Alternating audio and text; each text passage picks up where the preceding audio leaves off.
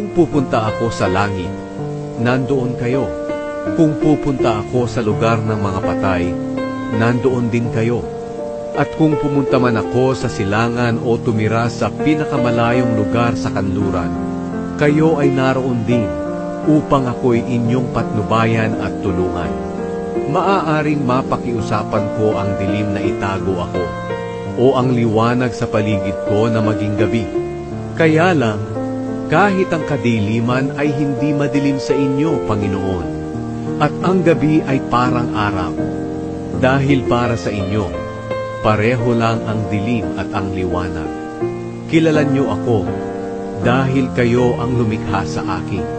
Kayo ang humugis sa akin sa sinapupunan ng aking ina.